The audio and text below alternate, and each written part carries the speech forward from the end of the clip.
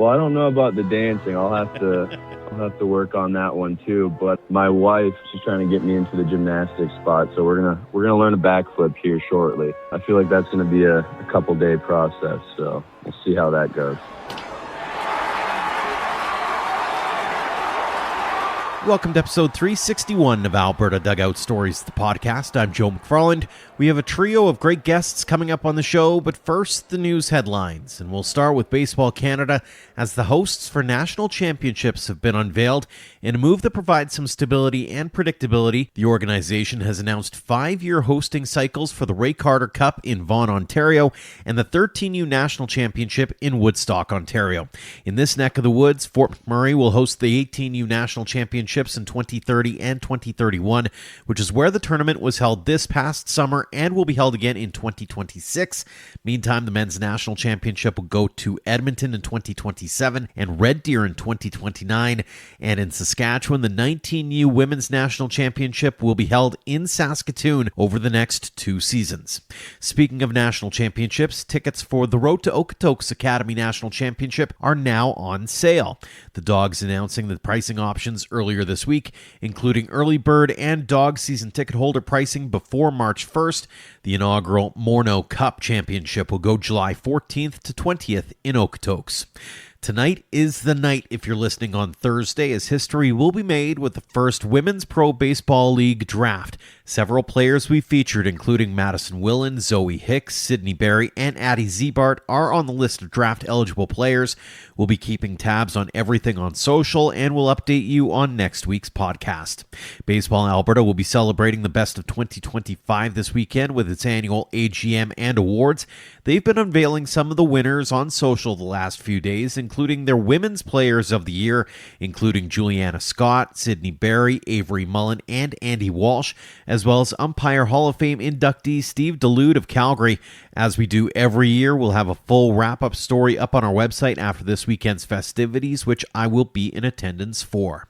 Big congratulations to Bigger Saskatchewan native, Vauxhall Academy alum, and episode 356 guest Garrett Hawkins on having his contract selected by the San Diego Padres.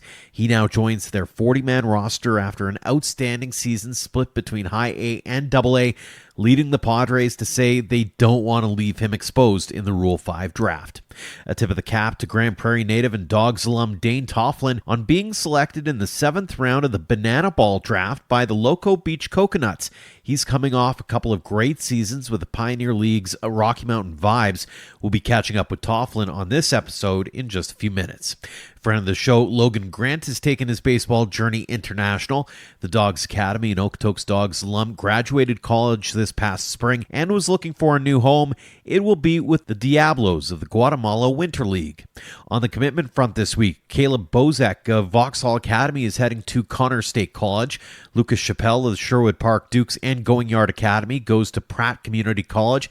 Matthew Wilmetz of the St. Albert Cardinals has signed on with the University of Minnesota Crookston, and Evan Russell of St. Joe's Academy is on the way to Cloud County Community College.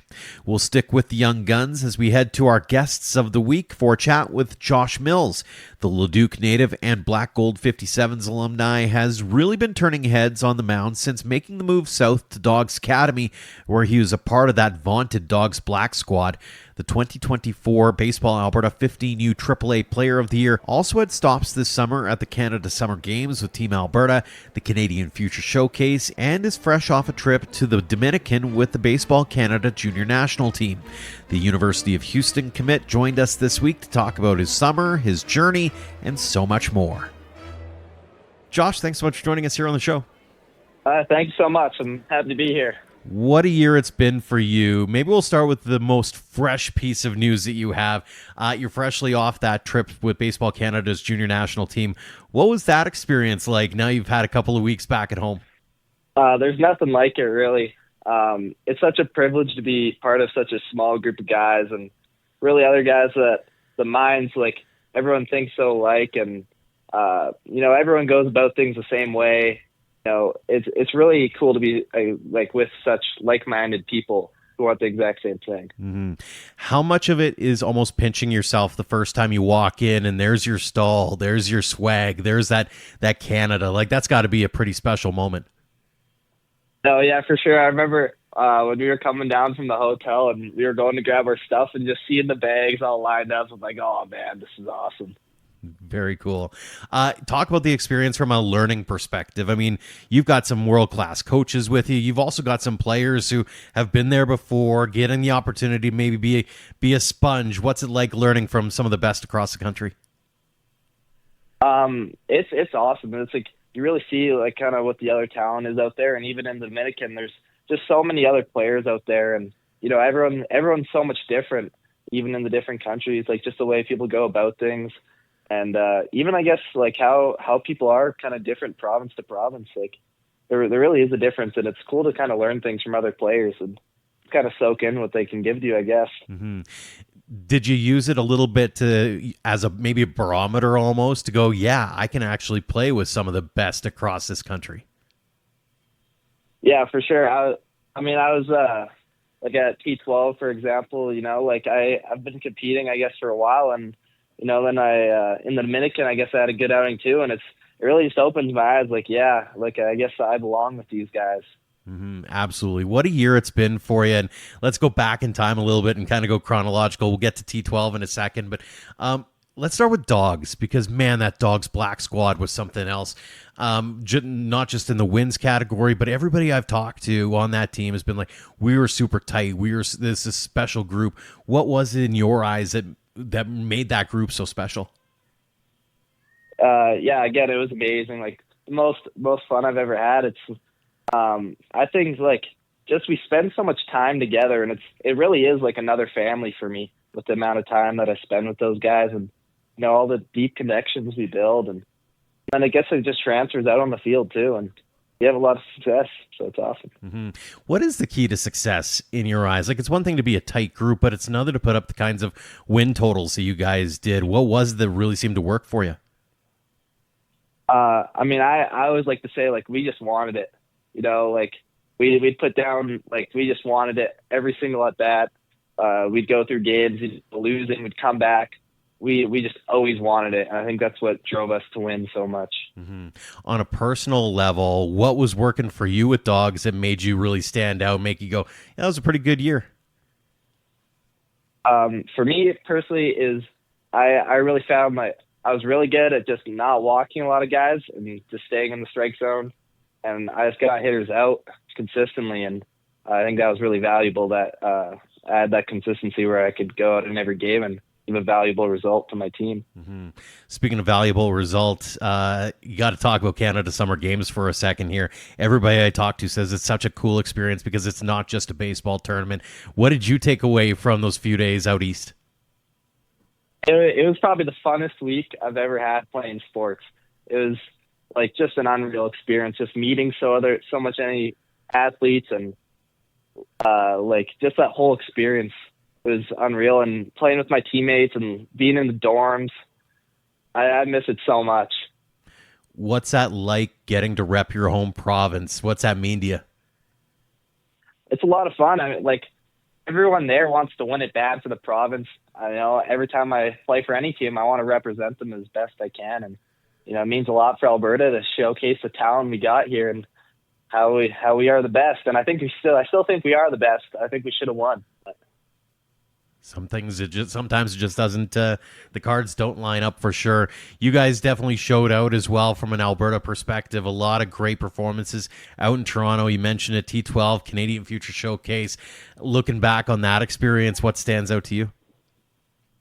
That was a lot of fun too. It's a little bit different, I guess, how it works, just kind of the team dynamic. But I thought it was a ton of fun again. We got treated super well, and I was really happy how I played there. And yeah. Is that a challenging one to kind of wrap your head around? Like, here you are at a Major League Baseball stadium. Here you are in front of scouts and in front of some of the best in the country. And you've got kind of, I'll call it, these limited opportunities to really show out and show off kind of thing. Is it intimidating, or have you been able to meander it pretty well? It's hard at first, I remember taking those first steps out to the mound, and you warm up, and then you take a deep breath, and you kind of just soak it in. Like, I worked so hard to get here, and now I'm finally pitching on a big league mound. and then you settle in, and like it's really, there's nothing like it. It's just such a surreal experience to have these opportunities. Well, and the opportunities keep stacking up for you, too. I mean, the latest piece of news from a non-playing perspective, at least for now, is you've committed to the University of Houston. How excited are you to start on that journey after high school grad? Oh, I'm so excited. That was one of the most exciting days of my life. Yeah, I'm so grateful for that, too. I got two teammates, AJ Rogers and Tate Yearman, coming down with me, so it's going to be a great time. What was it about that program that stood out to you and made you go, yeah, I want to go to school there? Well, I mean, they have a lot of good development there. It's always nice weather, which, I mean, it's not a deciding factor for me, but it's nice. They're a Big 12 school, and there's just a lot of opportunities for me there to get seen, and, you know, I can get my degree there, and, yeah. Also, you know, like a really pretty substantial offer for me, too, so. You mentioned the schooling side of things. Everybody talks about it being a student athlete, and the student comes first for a reason. Do you have something in mind on what you want to take when you go down there from a schooling perspective? Yeah, I guess I'm on a little bit of a different path than most people. I'm like a pretty academic person, so I'm planning on getting my bio degree and going into med school after. So wow, it's going to be hard, but yeah. That's something else. Like I've heard there's a few guys from Dawgs who've done the engineering side that I know. This might be the first time we've talked to a future doctor here. Is that a family thing? Is that something that you've been engaged with for a while now? Like walk us through what made you go, I want to take that path. I mean, ever since I'm a kid, I've just always loved the idea of it and helping other people. So it's always intrigued me. And yeah, it's just something I feel like I'm entitled, like I just want to do it. That is so cool. Well, best of luck to you as you go towards that path on the post-secondary route. On that note, let's talk about the path and the origin story. You're originally from Leduc. How'd you get into baseball in the first place? It's been in my family for a long time, and I remember I was just playing it. I've been playing it ever since I was growing up, and yeah, it's been in my family for a long time, and everyone enjoys playing it. So was it all baseball all the time, or were you a multi-sport guy? No, until I was about, I think, 13 years old, I played hockey too, before I fully committed to baseball. Kind of the typical Canadian way of doing things. So was it tough for you to make that choice? Like going from, I mean, we are, a hockey country after all. So was it tough for you to make that choice and go, okay, I'm going to focus in on baseball? Yeah, at first, it was a hard choice because I really enjoyed playing hockey too. But after realizing it, like I always had fun playing baseball, and there's just something about it that I just love so much, and I knew it was going to be the right decision for me. Do you remember the moment where it clicked for you, where you went, okay, this baseball dream, yeah, I'm going to make this thing happen? That's a tough question, actually, but I guess kind of just I started having like a lot of success with baseball, I guess mostly on the pitching side. And, I just had so much fun doing it. And I guess there's not like an exact moment in time, but I just started realizing like, man, this is what I want to do. That is fantastic. What you wanted to do is obviously elevate your game. You went from Leduc down south to Okotoks and joined Dawgs Academy, obviously. What's that program meant to you in your short time with them? It's meant everything to me. It's like a second home now, home away from home. I cherish every moment there. I have some great coaches down there, great teammates. I've already had some lifetime memories, and I'm going to have more. The facilities, like everything about there, I'm so grateful every day when I wake up that I get to have this opportunity to train there.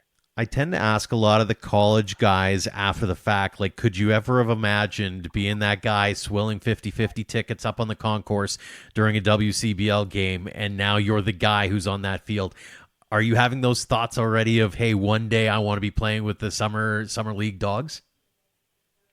Yeah, for sure. I've definitely thought about it a little bit. It would be really cool for me, especially it's pretty close to home, and the Dogs mean so much to me.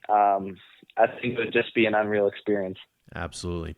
Looking back on the young career to this point, do you have a favorite memory or moment that really stands out to you where you had to take that step back and go, man, I can't believe we get to do this? My favorite memory is the 15U recurrent cup finals. I remember getting on that mound, and it was so cool, and just looking around. There's probably a couple hundred people there, which before that, I've never seen more than like 30 fans at a game. So, such a big stage on the national final. So that would be a pretty good one. On the flip side of things, we all know baseball's a game of failure. What's the one thing that's kind of stood out to you? What's that one? Sorry, my brain's, this is where I get to edit myself. You've been great, and I have to edit myself. This is usually how it goes. On the flip side of things, we all know baseball is a game of failure. What's the one hurdle or the one thing you've had to overcome over your young career that you're super proud that you were able to do? It's hard to say because, I would say hitting, but I kind of gave up hitting. So. They do say that hitting a baseball is the hardest thing in sports to do, right? So I don't blame you on that one. No, I would say when I was younger, I used to have some struggle. There'd be like a big guy coming up to the plate, and I'd have trouble thinking that I could get him out, and I have the mentality like, man, he might beat me, he might get a hit off me. And, I think that's kind of developed now to when I'm on, I just have that mentality where I can get any person in the world out, and I think that's valuable. And I'm happy that I'm able to do that now. Even if the hitter was to be better than me, I'm never going to think that when I'm on the mound. So. That is a great one. A few fun ones here before we let you go here, Josh. First off, when you're at the ballpark as a fan, what's your go-to food? Food? I love hot dogs, especially when I go to the Jays games. They got the loony dogs, and, man, I can eat a lot of those. Do you have a condiment of choice? Is it ketchup, mustard, or both? Only ketchup. I'm not a big mustard fan. Same with relish. I don't get it. That's fair. What's your go-to baseball movie? Baseball movie, I would say Moneyball or Bull Durham. They're both great movies, I would say. Both are classics, absolutely. All right, two final ones before we let you go, Josh. First off, for those young kids who are just starting out on their baseball journeys and they want to end up like you one day, they want to be on Team Canada, they want to go to the T12, they want to do it all. What's that one piece of advice or those words of wisdom you'd love to impart upon them? I think that a lot of people, kind of get too wrapped up in everything, and I think that you just got to have fun. You got to enjoy doing what you do, and I think that really is the most important part. Is just, you want to wake up every day, you want to be excited to go to practice, you want to love it. I think having fun. That is a great way of putting it because fun is the name of the game after all. It's a kid's game after all. So great stuff, Josh. Exactly. Final one. It's the one we ask everybody here on the show. What does the game of baseball mean to you? It means so much to me. It's really just like life to me, to be honest. It's taught me so many things on and off the field, how to be a good human being and how to go about my life. Well, you've done a stellar job of it so far and a bright future ahead, Josh. Congratulations on all the success you've had at this point. Continued success as we head in 2026 and beyond. And again, thanks so much for joining us here on the show. Thank you. Next up, we head east to Saskatoon, where we caught up with baseball Sask Female Player of the Year Taylor Schueller. Like Mills, she has had a very busy summer, including repping her home province at the Canada Summer Games, the 19U Women's Nationals in Calgary, and the Women's Nationals in Quebec. To put the wraps on the year, the utility player was invited to play for the Canadian Women's National Team at their development camp in North Carolina. We got all caught up on everything she's been up to, including the motivation she's feeling watching the Women's Pro Baseball League draft tonight. Taylor, thanks so much for joining us here on the show. Oh, it's great to be here.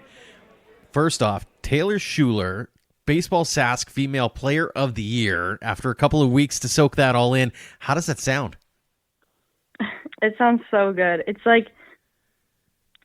so nice to be able to be seen for all the hard work that I put in. Mm-hmm. What went through your mind when you first found out that you were winning that award? I was kind of shocked a little bit because it wasn't really something that I had talked about with anyone. So I was I didn't really know that it was something that I was capable of winning. Mm-hmm. It's been a crazy year for you, and I'll try to touch on as much as I possibly can here. I mean, it started with the Saskatoon Phillies suiting up for Sask at the 19U Nationals. You win bronze at that tournament. Looking back on that, what was that experience like in Calgary? Honestly, it was kind of insane. That bronze medal game where we came back and we scored 12 runs in that one inning, like, that was just, the vibes in the dugout were crazy. Everyone was feeling good and performing good. It was an amazing week. I can only imagine. Now, that's not the first time that you've won a medal for Sask. What's that mean to you to be able to rep your province and bring home some hardware at the same time? Yeah, it feels really nice. Every time I'm with Team Sask, it just reminds me how special that team is. Like, the way that we support each other and everyone is always putting in 110%. It's just, I'm very proud to be a part of something so special with them. Is that kind of surprising in a sense? I mean, I know a lot of you have grown up together and been able to play together for a while now, but it takes a certain amount of chemistry and a certain amount of good vibes to make that all happen. And especially with a big group, did that surprise you at all, or what's been or what's been maybe key to how special that team's been? Oh, that's a good question. I don't know. It's a little bit surprising, but also I think it's just the group of girls that we have. Everyone is just so unique and everyone contributes their part to the team. And I think that's really what makes it work. It's a little bit of respect that goes all ways, which is pretty cool that the way it sounds anyways, in talking to a few of you. And then it's off to Canada Games, and you were a big piece of that puzzle with Team Sask to finish 5th. What will you remember most about that opportunity? The Canada Games experience was just, in itself, it was something I never experienced before. Like, with all of the athletes there from all the different sports, I loved meeting new people and talking about other sports, and just everyone was there. It was a crazy experience for me. Were you able to take in some of the other sports as well? Did you have a favorite aside from obviously getting to play in it yourself? Yeah, we watched diving. Okay. It was really cool. I'd never watched diving before, so it was fun to learn about. I can only imagine. Then it's off to women's nationals, and you were once again lauded for your efforts there. What was that experience like, getting to be a part of some of the best in the country again? It was really cool. We'd went to Quebec the year before as well with women's, so it felt like it wasn't my first time around there. Mm-hmm. When it comes to not being the first, or for your first time around for that, were you able to kind of be more of a veteran presence maybe, and be able to impart some wisdom on some of the younger players on the team? Yeah. So previous, when I had went there the first time, I was sort of like the youngest on the team, whatever. And then this year we had some younger players there. So it felt more of like while I was still sort of underage in that age group, I didn't feel like I was, really younger than anyone else. Mm-hmm. Last but certainly not least, you got to put on the Maple Leaf with Baseball Canada at the Women's National Team Development Camp in North Carolina. Looking back on that experience, how much fun was it? It was so much fun. It was insane. Did you have to almost pinch yourself a little bit, given that that's what everybody kind of works towards, right? Is being able to rep the Maple Leaf, be part of Team Canada, and here you are getting the chance to show what you're made of. Absolutely. I remember times during practice just being like, wow, I made it, What's that mean to you to be able to represent your country? It's such an honor. Like, just all of the hard work that I put in, kind of behind the scenes to get there, and then just like getting there, meeting all these people who have similar goals than me, similar values than me. It's great. I'm honored. It had to have felt pretty good too to know that you can stick with some of the big guns too, right? Like it's not just a matter of, hey, I'm going there to maybe play a part in it, but hey, I can be a part of this team, and hey, I've got the talent to take it to the next level. Yeah, that part especially hit me pretty hard when I got there and I saw these veteran players for Team Canada, way older than me, and seeing that like I can keep up with these players. Mm-hmm. I assume that fuels the fire pretty good to do it again in the not too distant future here. Yeah, definitely.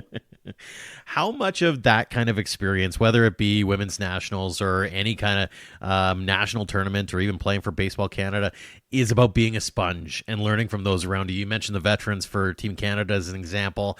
What did you take away from that to be able to make sure that you're better, even better, heading into 2026? I think more than just their game, I took away their attitude. Like some of the best baseball players I ever met have had the strongest mindsets, and just when a mistake happens, you turn yourself around from it. So I think that's something that I definitely take away when looking at veteran players and people who inspire me. Looking back on the year that you've had, aside from the award, what are you most proud of? What's the thing that you kind of look back on and go, yeah, I'm going to remember that for a long time to come? I'd hate to bring it up again, but probably that bronze medal game in Calgary. That was just like, everyone was super pumped in the dugout, and that's a feeling that you can't really replicate in any other environment, really. For sure. I love getting the baseball origin story from all of our guests, so let's dive into that. Originally from Saskatoon, how'd you get into baseball in the first place? So I started playing baseball when I was around 6 years old with the Saskatoon Royals, which is the all-girls zone in the Saskatoon League. And I really just stuck with that same group of girls for most of my childhood and like early teen years. I was very lucky to be blessed with coaches and a team and community who cared for me and for my development growing up. And yeah, it provided me with a really comfortable environment to make mistakes, which is a big part of baseball. Absolutely. We'll get into that in a second. Was it all baseball all the time when you were growing up, or were you all multi-sport? I played hockey for most of my life as well. Do you remember the moment where you went, you know what, I like baseball more. I want to chase that dream?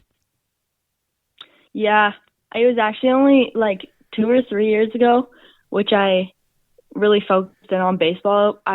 When I realized the opportunities that were being presented to me in baseball, then I decided I should really focus in on it. We've talked about your favorite moments so far. You mentioned some of the drawbacks too. Baseball is a game of failure. So what's been maybe the biggest challenge or hurdle you've had to overcome over your young career? I think one of the biggest challenges is just being a woman in a sport dominated by men. I think lots of people will doubt you just for being a girl or place limits or like walls around you. So that's something that is a little bit challenging to overcome. For sure. You and I first connected when I was working on a story about the emergence of the Women's Pro Baseball League. We've got the draft coming up this week, and things are starting to line up for next season. Are you how in tune are you with that, and how inspired are you by the opportunity that, hey, at some point down the line, you may be able to play pro baseball? Yeah, it's super exciting. I'm planning on watching the draft on Thursday because my teammate Addie is a draftee, so pretty in tune with that. But I think that a professional league where women can play the sport is something that a lot of girls, including myself, have been sort of dreaming and hoping of for a very long time. And so the fact that it's finally an opportunity for me and for the younger generations in the future, it's definitely super exciting. Very exciting indeed. A few fun ones before we let you go, Taylor. First off, what's your walk-up tune? My walk-up song last year was All the Stars by Kendrick and SZA, but I'll probably change it for the next year. Well done. What's your go-to food when you're at a baseball stadium as a fan? Definitely hot dogs. Do you have a favorite condiment, or are you ketchup, mustard, or both? Both. You got to do both. I found another one. Usually it's a very contentious argument about whether it's ketchup or mustard, and they never can be mixed, and I'm of the same vein. I love both, so well done. And finally, what's your favorite place that you've ever played baseball in? The best stadium or the best field, or which one that gives you the most feels? Oh, I think it's got to be either the fields in Prince Edward Island in Summerside, because that was my first experience with Team Sask. But the fields there are actually terrible, but it's just the memories that are connected to it. For sure. Or I'd say the stadium that we played in Quebec, it just had the most seating. It just felt sort of like a surreal moment. That is awesome. A couple more for you. For those young kids who are just starting out on their baseball journeys and they want to get to where you're at now, they want to rep Sask, they want to rep Canada, they want to have big future pro aspirations like you do. What's that one piece of advice or those words of wisdom you'd love to impart upon them? I would say just have fun. Like, fall in love with the process of practicing and improving. Baseball is a fun sport, and there's so many challenges that you need to remember to just have fun. Great piece of advice. And the final one, it's one we ask everybody here on the show. What does the game of baseball mean to you, Taylor? Baseball is everything to me. It's honestly, a lot of my life revolves around baseball, and it's just something that brings me a lot of joy. I don't know where I would be without it. Well, we've had a lot of joy getting a chance to hear more about your journey in the game and can't wait to watch it go even further in the years ahead. Taylor, congratulations on all the success you've had to this point, continued success in 2026 and beyond. And again, thanks so much for joining us here on the show. Thank you. And we'll wrap things up with one of the newest Banana Ball members. It's been just over 4 years since we first caught up with Dawgs Academy and Okotoks Dawgs alum Dane Tofteland. The Grande Prairie native has been in the pro ranks the last few years, including the last two with Rocky Mountain Vibes. This past year, he hit .345 with 15 homers and 103 RBI in 91 games, including 30 ribbies in the last 10 games. He thought his time in the game was coming to an end before a random DM led to a trip to Nashville, where he was able to put on a show for the new league popularized by the Savannah Bananas. Dane, welcome back to the show. Thanks so much for joining us. Awesome. I'm pumped to be here. It's been a minute, but it's good to be back. Absolutely has been, and it's been a whirlwind of the last few days in particular. Let's start here. Dane Tofteland, 7th round pick of the Loco Beach Coconuts. How excited are you to be a part of the Banana Ball experience? I am thrilled. It's going to be a different journey, but I'm looking forward to it. And ever since I went to that tryout, it's just been something that has not left my mind. So I'm extremely blessed and grateful for this opportunity. Let's go right to the beginning of this process here. Did you apply? Did you get a phone call? How does your name even get up on the draft eligible list to begin with? So it starts, I know a lot of guys, they apply, like there's open applications for the tryouts, but actually I had a guy named Barry Aldridge reach out to me. And this was kind of ready when I was ready to hang him up, didn't know if there was any more to the baseball career for me. And then I checked my Instagram and I see a message from this Barry Aldridge guy who I've never met, and start reading what he sent me. And it was basically the details for Banana Ball and asked me to come out to a tryout. Went there, did my thing, and then I got entered in the draft, and the rest is history. How wild is that, thinking about, you mentioned the fact that you were thinking about hanging him up. Like, I mean, you're not an old guy by any stretch of the imagination, but your final year with the Rocky Mountain Vibes pass, like, talk about the wildness of the last couple of years and kind of looking towards maybe a future after baseball. Yeah, I mean, I'm sure like a lot of guys, they got screwed by COVID too. I mean, that was the big thing for me, was it was hard to get into these leagues besides Quebec and Ottawa, which are normally pretty stacked rosters to go to out of college. So, I mean, I had to wait a couple years basically and until my wife and I got married. And then through that, that was the only reason I had the option to play down here. Mm-hmm. But, I mean, everything happens for a reason. I mean, I'm here now and I can't complain. I really can't. Absolutely. We'll talk about the last few years in a little bit here. First off, anyone who's been following you the last couple of days on Instagram in particular has seen the posts. What's it like being in your skin, waiting for your name to be called in that draft? It was a lot of anxiety. We had the whole draft party going on the first day. And then, I mean, obviously you're just sitting there watching for hours straight, hoping your name gets called. And then when it doesn't happen that first day, obviously you're a little, it's the word I'm searching for here. Not discouraged, but I guess we'll go with that. Mm-hmm. And so then you're waiting for the next day, and then you're waiting every hour for a post, and then hoping your name's on it, because I was under the impression we were going to get phone calls before every pick, and then they just started posting stuff to Instagram, and then finally I got that call from Coach Crocco, and it was a FaceTime call, and he was fired up. The boys were fired up. It was awesome. It's funny how much it replicated the MLB draft experience, right? Like you're waiting on pins and needles, right? That kind of thing. How cool is it to kind of live out that dream in a different sort of sense, right? Like this is a new league, this is a new opportunity, and frankly a different kind of ball. Yeah, no, I mean you're exactly right. Like I wasn't a draft guy. I never had that experience, and so I mean that was this for me, and it was crazy. I could only imagine going through it as a 22-year-old or 23-year-old now, but it was special. It was really cool. And I'm blessed, and I'm excited. Like I cannot wait to get down there, because it's different. Like it's fast paced. I don't know. I don't really have all the words yet. It's still new in my mind, but I'm very excited. What are you hoping to bring to the Coconuts? Well, Coach Crocco and I, when we talk, it's power. Obviously, and I'm a little bit of an older guy too, compared to a lot of those guys are out of college. But I mean, there's quite a few indie guys too, and there's definitely guys older than me.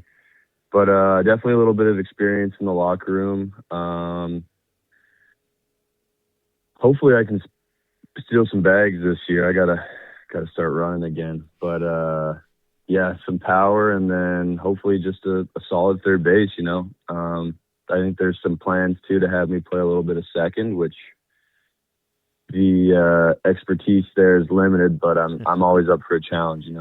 Absolutely. Speaking of challenges, I mean, when you hear banana ball, you think beyond the baseball, there's a lot of fun involved in it. How do you prepare for something like that with not only the new rules, but obviously some expectations around showmanship, for example? Like, are you taking any lessons for dancing or that kind of thing? Well, I don't know about the dancing. I'll have to work on that one too. But my wife, she's trying to get me into the gymnastics spot, so we're gonna learn a backflip here shortly. I feel like that's gonna be a couple day process, so we'll see how that goes. But as far as the dancing, I mean, yeah, I'm like she said too. I'm gonna have to get out of my comfort zone a little bit and get the hips loosened up. One guy who I know played with Savannah for a little bit there is Tristan Peters, the guy who you got to play with as well. Have you been able to reach out to him at all and go, hey, what do I expect here, or anything like that? No, I haven't reached out to him yet, but I had a buddy in college that played there too, Clay Dungan. He's with the Padres right now. So he played on that when they were a summer collegiate team as well. And I mean, that was the start of it. I mean, that was when they just started wearing, I think they had like the kilt. That was the first year they wore the kilt. Yeah. And he had a blast.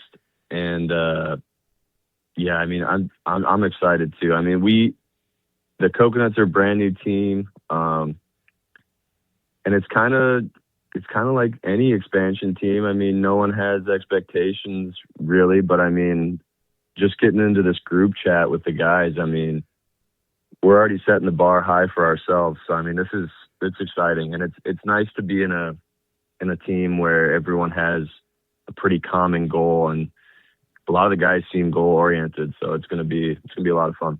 That's awesome. You and I were kind of joking about it off air, and I wanted to ask you on air for this one as well. Is if you could go back in time and talk to like 18-year-old you, would 18-year-old you believe the things that you have done to this point, and beyond that, getting to do what you're about to do in 2026? He would not believe it. I don't even think me from last year would believe it. I honestly, I did not know what to expect, because obviously, like, going into it, I was thinking, like, this isn't baseball. And then I go to the tryout and we play a simulated game, and it's baseball. Like, it's exactly what baseball is. It was no different. I mean, you're doing trick plays and there's a couple different rules, but I mean, it's ball, man. And I get to say that I get paid to play baseball still. I mean, I'm pumped that I get to be on a field every day for work. I mean, as long as I can delay that corporate job or whatever, it's a blessing, you know? Absolutely. Hard to believe. We talked about it a little bit earlier. It's been almost 4 years to the day. The last time we chatted with you and had the episode go live was November 10th, 2021.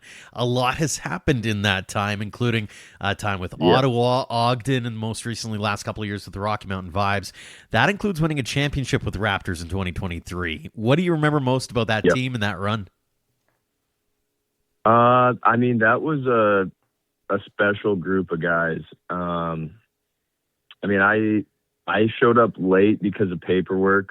But when I got into that clubhouse and was kind of just getting my feet under me, getting some pinch hits, some spot starts, it was like we were the Avengers. Like, every dude was just, you know, like when you watch a game and you compare yourself to the first baseman, then you compare your third baseman to theirs. And it was like every game we played, we were better at all 9 positions every game. So, I mean, it was a special team. I mean, if you go back and look at some of the games, obviously, with the way the Pioneer League set up, if you clinch the first half, you kind of, I don't want to say you throw games, but you, like, if you're down early, you don't go to a good arm because you want to save them for the playoffs. So obviously there were some games that were frustrating to be a part of just because you're trying to keep everyone healthy going into the playoffs. But no, dude, it was a special group. I mean, we had the closer of the year. And then we had Reese, who was the MVP, who's actually on the Bananas now. So, I mean, it was just a packed lineup. Even if guys had a day off, there was no downfall at all in our lineup. And it was a special group to be a part of. Very cool. The last couple of years with the Vibes going really, really well for you, numbers-wise particularly. How did you feel about how things went? And what do you take away from an experience like that with Rocky Mountain? Rocky Mountain was special too. I mean, obviously we didn't have the success. We missed the playoffs both years. But as far as an organization goes and a stadium goes, like, that's as close as you can get to the big leagues. Like, I mean, it was an old AAA stadium. So it was outstanding. And that was part of the reason why I went back. And obviously Les being the manager, he was an outstanding manager. I have zero complaints about that place too. I mean, all 3 of my years in the Pioneer League were great. But Rocky Mountain definitely has a special place in my heart. I mean, it's just the mountains. It just reminds me of home, you know. It's beautiful, and the ballpark was beautiful. Obviously it rains, but I mean, you just take what you can get. I loved it. I have no complaints. That's awesome. Now, obviously, it didn't hurt that your stats really lined up too, and that stretch near the end of the season there. Yeah. You had 30 RBI in the last 10 games that you played in. That's unheard of. What was working for you to round out the year? Well, actually, I'll take you back a little bit. You probably know I didn't have the best first half. I think I was hitting like 240 and like maybe 2 or 3 home runs. But yeah, just not great. And that goes back to just Les as my manager. I remember we were in Billings, and I don't know, I have high expectations for myself. So, I mean, when I was going through that rough stretch, I was just thinking to myself, I was like, why am I here? Like, how is this happening right now? And I'm sure every guy's gone through it at some point too. But, you know, I was just super upset with myself because I mean, I was hitting balls hard every now and then, but I mean, the strikeouts were just way too high. But I remember Les could see that I think I just struck out for like the second or third time in one game. And Les comes up to me, he goes, "Dude, you need to relax. You're going to be here the whole year. You need to relax. Like, it's not that big of a deal. It's early. We're winning." Because we were on a roll the first bit. And he's like, "You just need to relax." And then I think it was like the next at bat, or it was like the day after, I hit a go ahead RBI single in like the top of the ninth or something. And I remember him coming out in the bottom of the ninth for a pitching change or something. And he was like, "Welcome back." And it was kind of after that where I just took off the rest of the year. I think I hit in the second half of the season like 450. It was crazy. I went from 250 to 350. So I mean, it was an unreal second half. But I mean, the biggest thing for me, I know you were talking about the 30 RBIs there. I mean, that was just a product of guys just being on base. I mean, it's just how the game lined up those last 10 games. Guys were just always on base, and I just seemed to always get a hit when there was someone on base, which is what everyone wants. I mean, that's kind of the goal. Absolutely. But yeah, I mean, that was just the biggest part. And I mean, that was kind of the last 6 games. I think it helped a lot with the younger guys because we kind of knew we were already done because of the record. So you get a lot more guys playing loose. And when that happens, I mean, you get a lot more base runners. Like, at-bats are better. Guys stop pressing so much. And, I mean, my whole second half was just the same thing every day. So, I mean, it was just a matter of having more guys on in front of me, and I just kept putting balls in the gap, you know. So it just worked out good that way. And, I mean, I had 3 goals that season. I got 2 of them. I wanted to hit 330. I wanted 30 homers, and I wanted 100 RBIs. So I got 2 of them. But I was a little short on the homers. That's all right. You'll take it, especially if you got a batting average like that to keep the lineup rolling, right? So that's never a bad thing. Looking back on it, I mean, how cool has it been in your eyes to be able to keep playing pro baseball? You kind of alluded to it earlier, but you're getting paid to show up at the ballpark. I mean, this is something that you're probably pretty proud of at the end of the day. Yeah, it was. I know every guy has it where you start to think like, what's next? And I had that moment kind of the last like week of the season. Like, you're already starting to think like, what is next? I remember being on LinkedIn looking at coaching jobs at local universities and stuff like that. And obviously you just want to hop right into the workforce because, I mean, that paycheck's not going to be there the 2 weeks from now. So, yeah, I remember just thinking like, what do I want to do, you know? But then, yeah, like I said, I had that message from Barry, and yeah, the rest is history. And now I'm just pumped that I have this opportunity, and I want to keep it going for years to come. You know, it's going to be a special group, and it's a special organization to be a part of. And it's just a great opportunity for me and my family. So I'm very, very excited. Very cool. A couple more for you before I let you go, Dane. First off, you've been a veteran on your teams the last few years here, and you've likely been able to impart some wisdom on those younger guys. For those who are just starting out on their baseball journeys, maybe they're back home in Grande Prairie or down in Okotoks, and they're looking to you and they want to be where you're at now. What kinds of advice or words of wisdom would you love to impart upon them?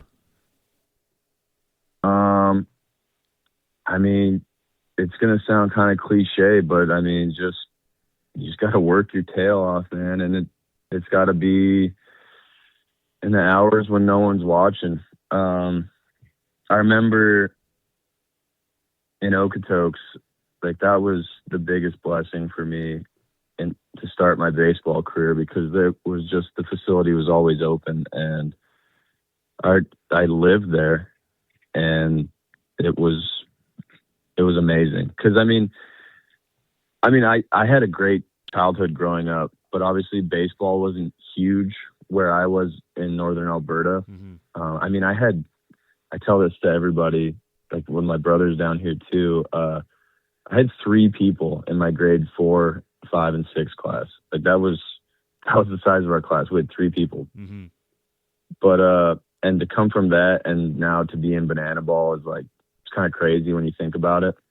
But obviously, like I said, I was given the gift of being able to go to play in Okotoks too. So, I mean, that was huge, and that was a huge sacrifice for my parents and my family. But, I mean, it doesn't matter where you start. You just got to keep grinding. And that's it. I mean, it sounds cliche, but, there's going to be days when you don't want to do some work. And those are the days when you add a little bit of character to yourself.